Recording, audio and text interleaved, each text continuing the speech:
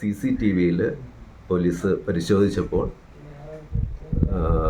മെനഞ്ഞാന്ന് വ്യാഴാഴ്ച വൈകിട്ട് 5:40 ശേഷം CCTVയിലൊന്നും ലഭ്യമല്ല.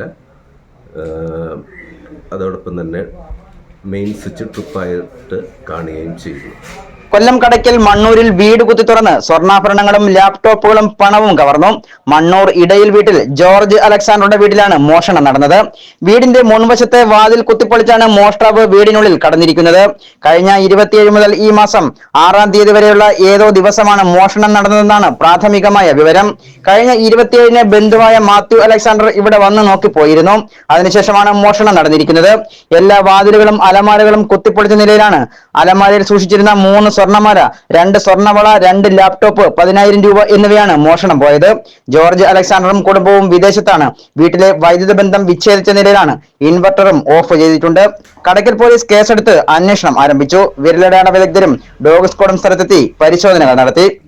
ജ്യേഷ്ഠ സഹോദരൻ ജോർജ് അലക്സാണ്ടറുടെ വീടാണിത്. ഏകദേശം 25 വർഷക്കാലമായിട്ട് കുടുംബമായിട്ട് അവർ കുവൈറ്റിൽ താമസിക്കുകയാണ്. ഇപ്പോൾ ഇത് അവർ കുവൈറ്റിലായതിനാൽ പല ദിവസവും ഈ വീടിൻ്റെ കാര്യങ്ങൾ എല്ലാം വന്ന് നോക്കുന്നതും കാര്യങ്ങൾ ക്ലീൻ ചെയ്യുന്നതെല്ലാം ഞാനാണ്. അതോടൊപ്പം തന്നെ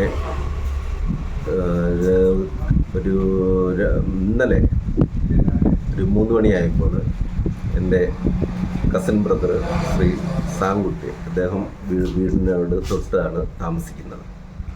ഇപ്പോൾ മുൻവശത്തെ ഡോറ് തുറന്നു കിടക്കുന്നതായിട്ട് അദ്ദേഹത്തിൻ്റെ ശ്രദ്ധയിൽപ്പെടുകയും എന്നെ അറിയിക്കുകയും ചെയ്തു.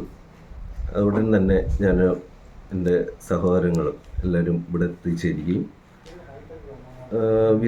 ഞങ്ങൾ വീടിനകത്ത് കയറിയില്ല. കാരണം പോലീസിൽ കംപ്ലൈൻറ്റ് ചെയ്തതിന് ശേഷം, പോലീസ് വന്നതിന് ശേഷം വീട്ടിൽ കയറി പരിശോധിക്കാമെന്ന് തീരുമാനിക്കുകയും ഉടൻ തന്നെ കടയ്ക്കൽ പോലീസിൽ പരാതി കൊടുക്കുകയും വളരെ വേഗം തന്നെ കടയ്ക്കൽ പോലീസ് സ്ഥലത്ത് എത്തിച്ചേരുകയും ഞങ്ങൾ പോലീസിനൊപ്പം തന്നെ വീട് പരിശോധിക്കുകയും ചെയ്തപ്പോൾ വളരെ വലിയതായിട്ടുള്ളൊരു കവർച്ചയാണെന്ന് ഞങ്ങൾക്ക് മനസ്സിലായി.